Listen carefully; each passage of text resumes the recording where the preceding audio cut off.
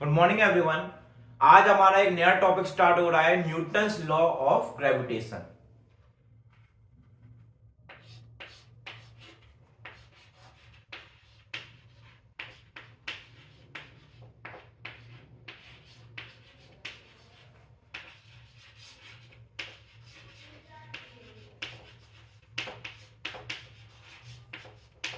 ठीक है, Newton's law of gravitation किसने दिया था? न्यूटन ने दिया था।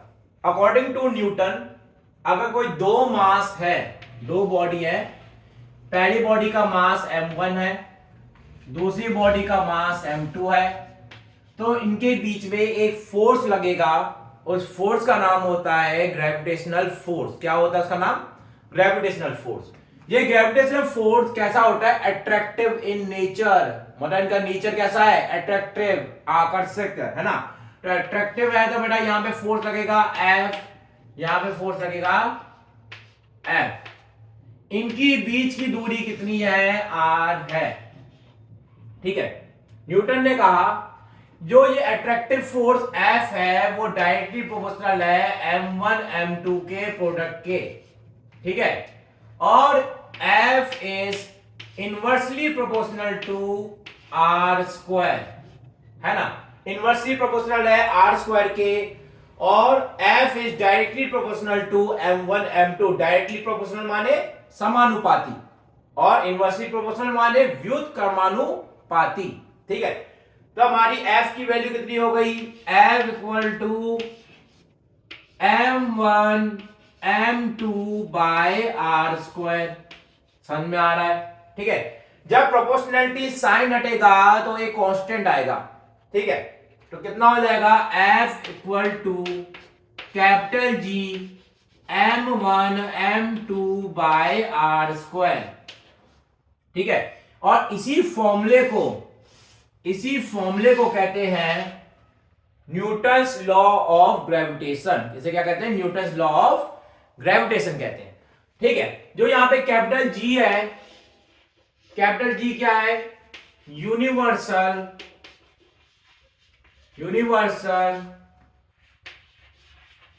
ग्रेविटेशनल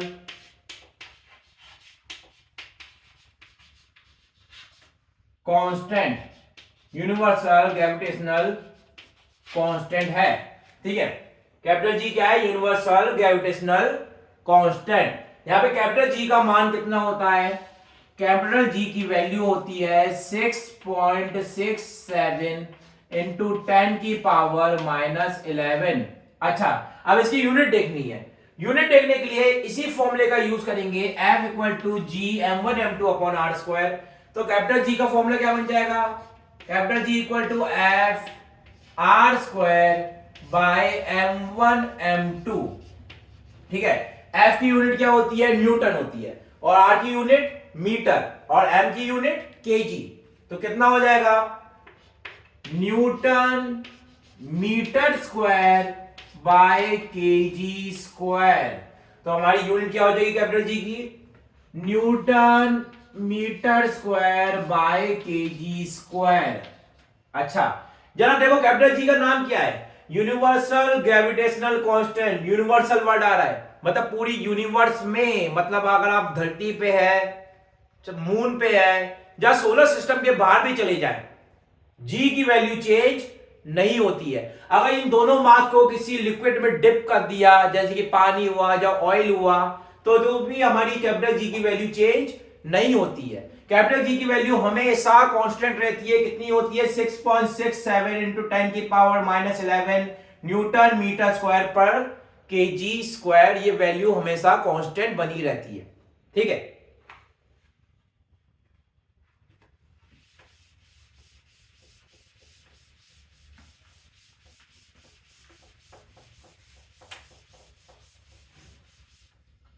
अगर दो मास रखे हुए हैं, एक मास है 1 केजी का, दूसरा मास है 1 केजी का, और इनकी बीच की दूरी कितनी है? 1 मीटर है, और हमसे पूछा गया है कि इसमें आकर्षण बल या ग्रेविटेशनल फोर्स कितना होगा। तो ग्रेविटेशनल फोर्स का फॉर्मूला होता है F इक्वल टू GM1M2/r², है ना। और हमारी M1 की वैल्यू कितनी है 1 kg, M2 की वैल्यू कितनी है 1 kg, बीच की दूरी कितनी है 1 मीटर।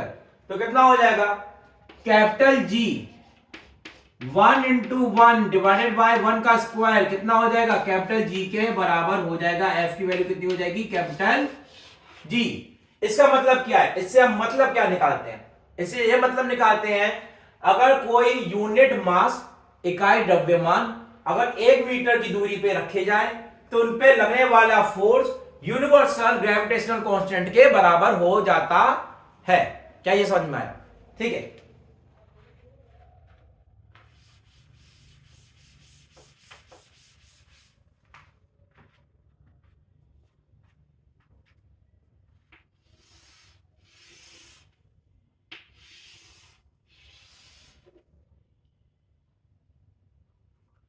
अगर यहां पे मास दिया हुआ है 1 kg, यहां पे मास दिया हुआ है 2 kg, ठीक है, यहां पे मास दिया हुआ है 2 kg, यहां पे मास दिया हुआ है 2 kg, ये 2 kg के बीच की दूरी कितनी है 2 मीटर, इनके बीच की दूरी कितनी है 2 मीटर, ठीक है। ये स्क्वायर पे रखे हुए हैं, ये चारों मास किस पे रखे हुए हैं स्क्वायर पे रखे हुए हैं। और हमको फोर्स निकालना है, कौन सा force net force, net force निकालना है 1 kg पे बाकी की 3 मास के कारण। तो फाइंड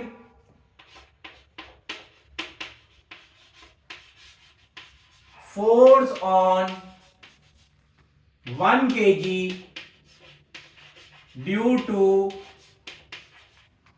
रेस्ट मासेस,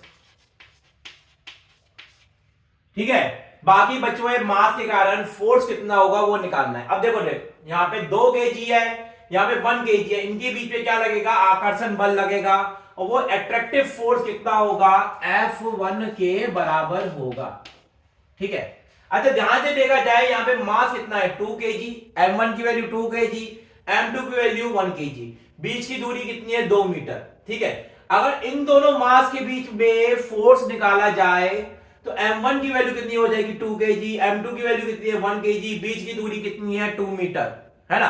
तो अट्रैक्शन फोर्स जो F1 यहां पे लग रहा है वही फोर्स यहां पे भी लगेगा, इन दोनों की वैल्यू क्या होगी सेम होगी, इन दोनों की वैल्यू क्या होगी सेम होगी। मतलब वैल्यू क्या मतलब फोर्स कैसी क्वांटिटी होती है वेक्टर क्वांटिटी होती है, तो वेक्टर क्वांटिटी है उसमें मैग्नीट्यूड और डायरेक्शन होता है। तो इसका डायरेक्शन डिफरेंट है, देखो ये नीचे लग रहा है ये इधर लग रहा है, क्योंकि डायरेक्शन डिफरेंट है मगर इनका परिमाण या मैग्नीट्यूड क्या है सेम है ना। परिमाण या मैग्नीट्यूड सेम है मगर इनकी डायरेक्शन डिफरेंट है। तो ये फोर्स तो अलग अलग है मगर इनका परिमाण क्या है समान है। समझ में आ रहा है? F1 और F2 का परिमाण F1 F1 का परिमाण कैसा है सेम है। अब 2 kg और 1 kg के बीच में एक लाइन खींची हमने, इनके बीच में भी आकर्षण बल लगेगा कितना होगा F2, ठीक है। अब देखो ध्यान से यहां पे एंगल कितना बन रहा है 45 डिग्री, यहां पे एंगल कितना बन रहा है 45 डिग्री, ठीक है। F1 का घटक लेंगे, घटक माने होता है कंपोनेंट, अगर F1 का कंपोनेंट इधर लेंगे तो क्या होगा F1 cos 45 और इधर कितना होगा F1 sin 45, तो इधर कितना हो जाएगा F1 sin 45, इधर कितना होगा F1 sin 45। तो F1 sin 45 से F1 sin 45 कैंसिल हो जाएंगे और यहां पे दोनों F1 के cos कंपोनेंट क्या हो जाएंगे ऐड हो जाएंगे। तो यहां पे कितना हो जाएगा 2F1 cos 45, है ना। अच्छा F1 sin 45 से F1 sin 45 कैंसिल हो गया मगर नेट फोर्स की वैल्यू कितनी होगी F नेट इक्वल टू हो जाएगा F2 प्लस 2F1 cos 45, है ना। तो F2 की वैल्यू कितनी होगी F2 इक्वल टू हो जाएगा G M1 M2, M1 की वैल्यू 2 kg है, M2 की वैल्यू कितनी है 1 kg और इनकी बीच की दूरी कितनी होगी ये 2 मीटर, ये 2 मीटर, तो ये कितना होगा ये हो जाएगा 2√2 मीटर। मीटर। समझ में आ रहा है? ये डायगोनल है ना, डायगोनल है, तो ये कितना हो जाएगा, ये 2 है तो ये 2, ये कितना होगा 2√2। तो क्या हो जाएगा हमारा formula, G m12 into 1 divided by 2√2 का होल का स्क्वायर, है ना।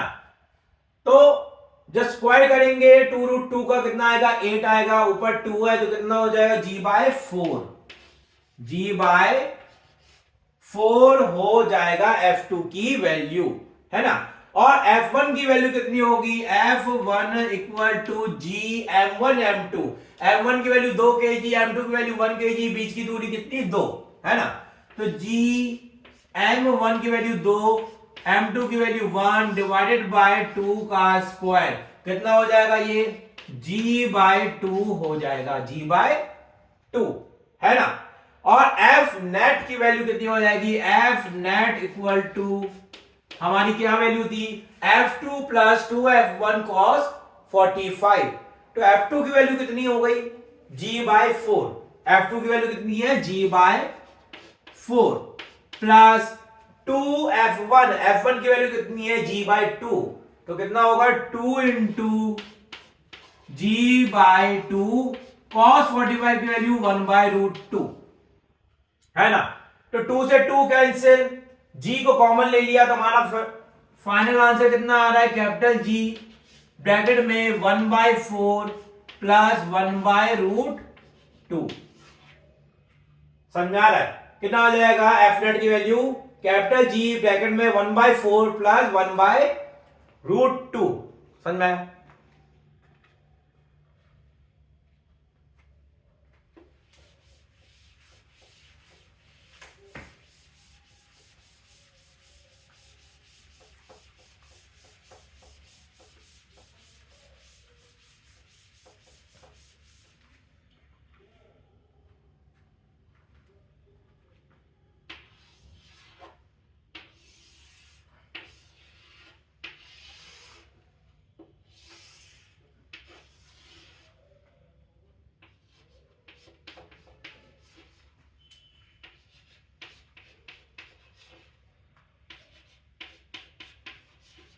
ठीक है, ये एक ट्राइंगल है, ट्राइंगल के तीनों कोनों पे, तीनों कॉर्नर्स पे क्या रखा हुआ है, 2 kg रखा हुआ है, 2 kg के द्रव्यमान रखे गए हैं।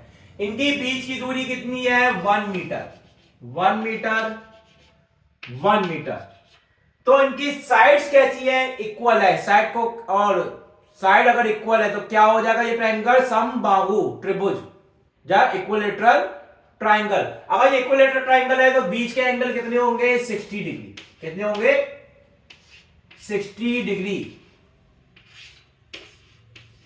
ठीक है, 2 kg को क्या करेगा, आकर्षण करेगा, तो आकर्षण बल कितना लगेगा, F बल लगेगा।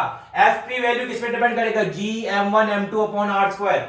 m1 की वैल्यू 2, m2 की वैल्यू 2, बीच की दूरी 1 मीटर। अगर इनके बीच में बल निकालेंगे तो कितना होगा, 2 2 और 1 मीटर, मतलब बल कैसा है, सेम है, बल कैसा है, सेम है। यहां पे F तो यहां पे भी F, है ना। अब F नेट की वैल्यू निकालनी है, तो दो यहां पे ये दो वेक्टर है, ये F और ये F, बीच में एंगल बन रहा है 60 डिग्री का। तो रिजल्टेंट का फॉर्मूला निकाल देंगे, F नेट इक्वल टू कितना हो जाएगा, F net equal to √ F square plus F square plus 2F square cos 60, है ना। F square plus F square,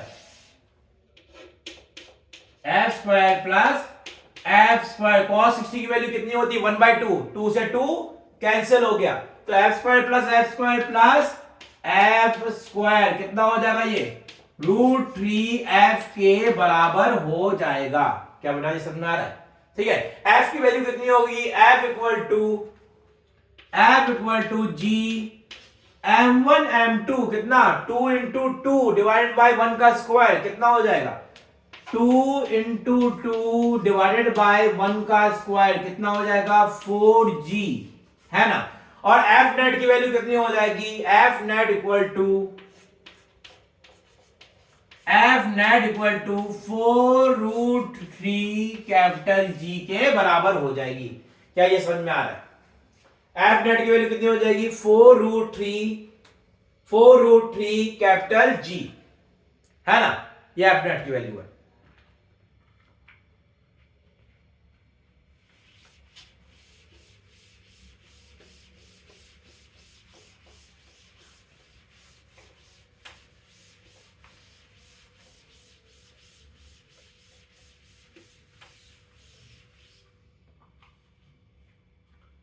जैसे कि एक यहां पे द्रव्यमान दिया हुआ है 4 केजी का, एक द्रव्यमान दिया हुआ है 9 केजी का, इनकी बीच की दूरी कितनी है, इनकी बीच की दूरी 10 मीटर है। कितनी है, 10 मीटर है। हमसे पूछा गया कि इन दोनों मास के बीच में वो बिंदु बताओ जहां पे नेट फोर्स जीरो हो, नेट फोर्स जीरो। तो हमने इनके बीच में एक बिंदु ये मान लिया, ठीक है। अगर नेट फोर्स जीरो करना है तो यहां पे एक हमने टेस्ट मास रख दिया, क्या, एम मास का, ठीक है। यहां से पहले मास से दूरी कितनी है, एक्स, है ना। तो इसमें लगने वाला जो बल होगा वो कैसा होगा, आकर्षण बल होगा। तो इसमें जो आकर्षण बल लगेगा वो कितना होगा, F1 होगा। F1 इधर और F1 इधर। और जो 9 kg वाला इसको आकर्षण लगाएगा वो कितना होगा, F2। यहां पे भी कितना, F2, ठीक है। अगर ये बल, इस मास में लगने वाला बल नेट फोर्स जीरो होना चाहिए, तो F1 इक्वल टू क्या हो जाएगा, F2 के बराबर हो जाएगा। F1 equal to F2, F1 equal to F2। तो हमारी F1 की वैल्यू कितनी होगी, G, है ना, capital G into 4 into M divided by X square. ये हमारी F1 की वैल्यू होगी। F2 की वैल्यू कितनी होगी, F2 की वैल्यू होगी capital G into 9 into M divided by 10 minus X का होल का स्क्वायर।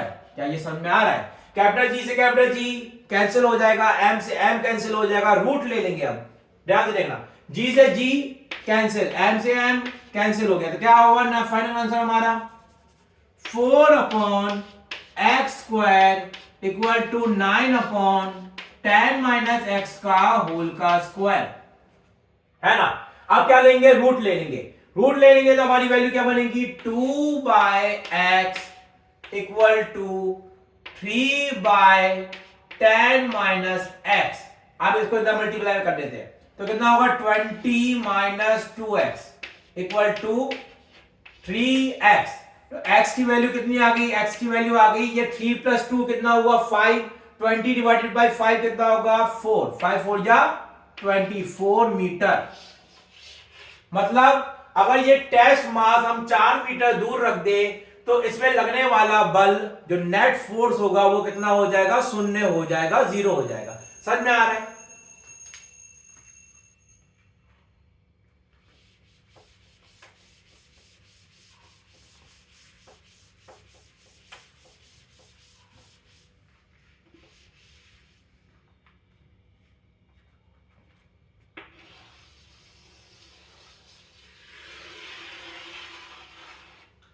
अगर एक मास इधर रखा गया है, दूसरा मास इधर रखा गया है, ये जो लाइन ज्वाइन कर रहे हैं इन दोनों मास को, वो इस सर्कल की क्या है, डायमीटर है, व्यास है ना। डायमीटर को हिंदी में कहते हैं व्यास, ठीक है।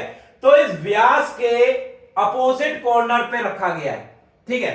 अब ये दोनों मास एक सेंटर, इस सेंटर के अबाउट क्या कर रहे हैं, गोल गोल घूम रहे हैं, गोल गोल घूम रहे हैं। इनकी वेग कितना है, वेग माने वेलोसिटी, है ना। तो वेग v इधर कितना है, वेग v। इनके बीच की दूरी कितनी है, ये रो, ये r रेडियस है, ये कितना है r रेडियस। इसका मास है m, इसका मास है m, ठीक है। Find value of v। अब हमको v की वैल्यू पता करनी है, तो v की वैल्यू कितनी होगी, देखो इनके बीच में लगने वाला फोर्स F की वैल्यू, इनके बीच में क्या लगेगा, आकर्षण बल लगेगा। आकर्षण बल लगेगा, कितना लगेगा, यहां पे ये F फोर्स और यहां पे फोर्स कितना F है ना, तो F की वैल्यू कितनी होगी G M1 M2, M1 कितना है M, M2 कितना है M, तो कितना हो जाएगा M स्क्वायर डिवाइडेड बाय दूरी का स्क्वायर, इनकी बीच की दूरी कितनी है R प्लस R, कितना हो जाएगा 2R, 2R का स्क्वायर कितना होगा 4R स्क्वायर, 4R स्क्वायर हमारी F की वैल्यू होगी।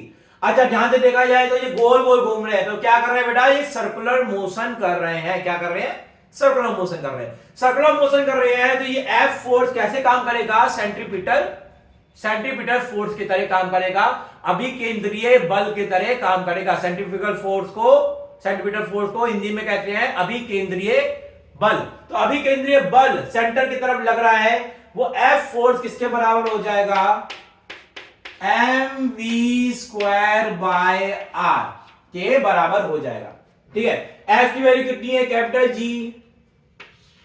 G m square by 4r square equal to mv square by r। एक r से एक r कैंसिल, m से m कैंसिल हो गया, तो v की वैल्यू यहां से कितनी निकल के आ रही है, v इक्वल टू आया हमारा अंडर रूट, है ना, एक r से r कैंसिल हो गया, m से m कैंसिल हो गया, तो कितना आया capital G m upon 4r, capital G है ना m अपॉन 4r हमारी v की वैल्यू होगी। समझ में आ रहा है,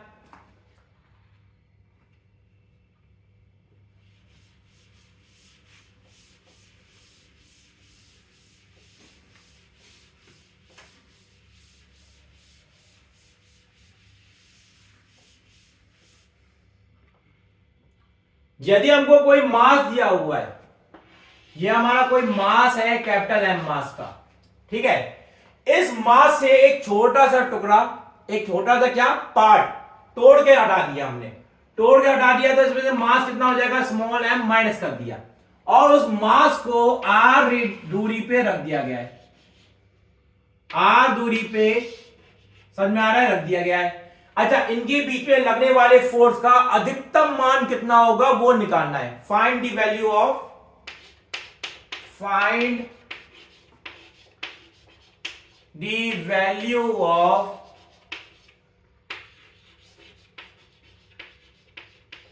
मैक्सिमम फोर्स, इनके बीच में लगने वाले मैक्सिमम फोर्स की वैल्यू निकालनी है। कैसे निकालेंगे, F की वैल्यू कितनी होती है, F equal to capital G M1 कितना capital M minus small m into small m, बीच में कितनी दूरी है r का स्क्वायर, है ना, तो F की वैल्यू कितनी होगी, F equal to capital G by r square small m capital M minus small m का स्क्वायर। ठीक है, अच्छा, बल का अधिकतम मान निकालने के लिए हमको क्या करना पड़ेगा, अवकलन करना पड़ेगा, और अवकलन करके जीरो के इक्वल रखना पड़ेगा स्मॉल m की वैल्यू निकालने के लिए। अच्छा, तो dF बाय dm कितना हो जाएगा, capital G by r square, bracket में कितना होगा कैपिटल M माइनस 2m, है ना, कैपिटल M माइनस 2m, ये हमारी अवकलन का मान आ रहा है। अब इसको जीरो को इक्वेट कर देंगे, तो हमारी वैल्यू कितनी हो जाएगी, capital G divided by r square, bracket में m minus 2m equal to zero. अच्छा, जीरो के अबाउट इक्वेट क्यों किया, क्योंकि हमको पता है मैक्सिमम मिनिमा निकालने के लिए अवकलन करके उसको जीरो को इक्वल करना पड़ता है। ठीक है, तो स्मॉल m की वैल्यू कितनी हो गई, यहां से हो गया कैपिटल M,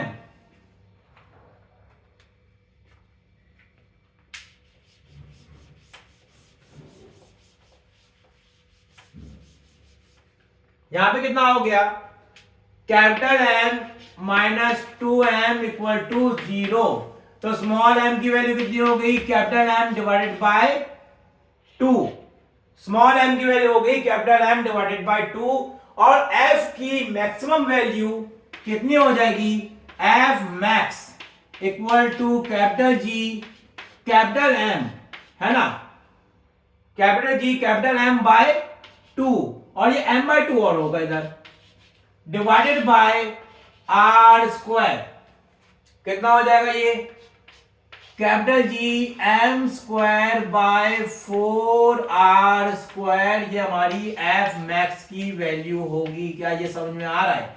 एफ मैक्स की वैल्यू कितनी होगी? Capital G capital M square upon 4r square.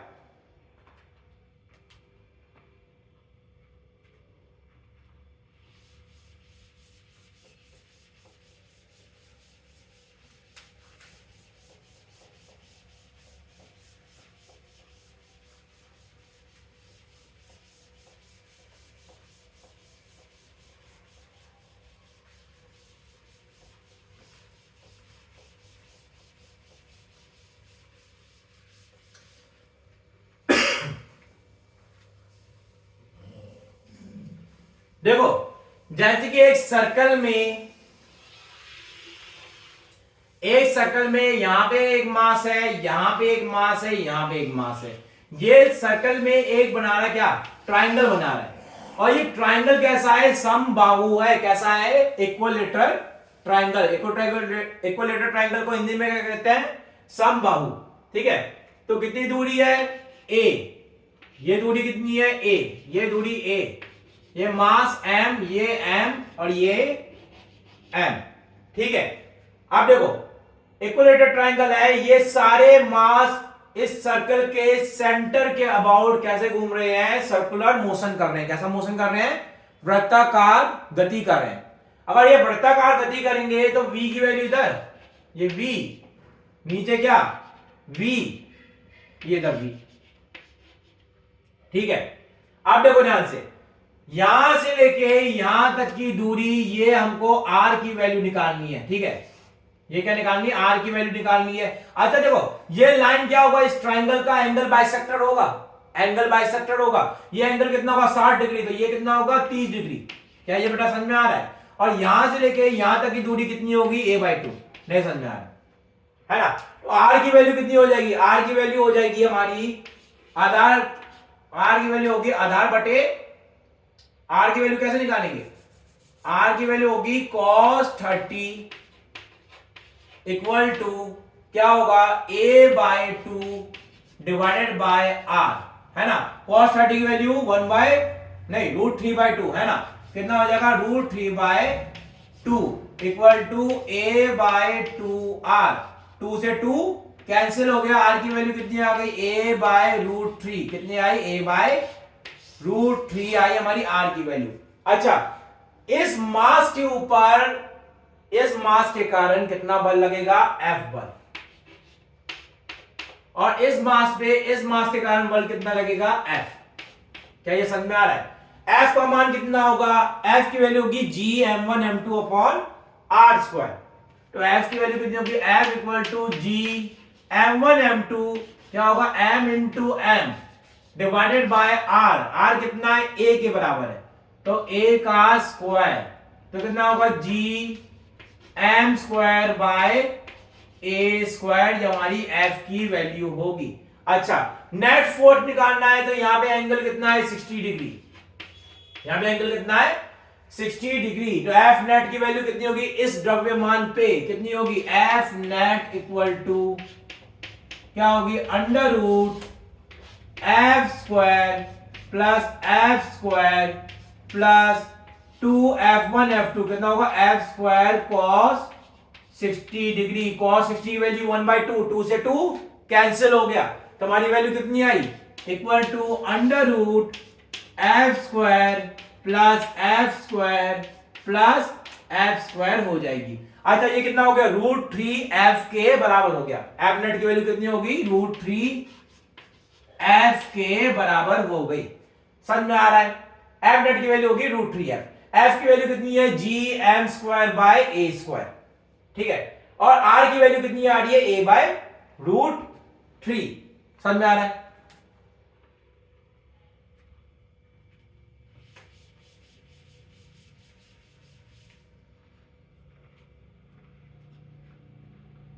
तो हमारी एफ नेट किसके बराबर होगा? F net equal to mv square by r, है ना? और r की वैल्यू हमने अभी कैलकुलेट करी है, कितनी आई है? mv square by a/√3। कितना हो जाएगा? √3mv² बाय ए, ये हमारी एफ नेट की वैल्यू होगी, है ना। और एफ नेट किसके बराबर है, √3f के बराबर है। तो हमारी √3f और f की वैल्यू कितनी, gm² बाय a² के बराबर है। तो कितनी हो जाएगी, √3gm² बाय a², है ना। ये किसके बराबर है, √3mv² बाय a, है ना। m से m कैंसिल, √3 से √3 कैंसिल और a से a कैंसिल हो जाएगा, है ना।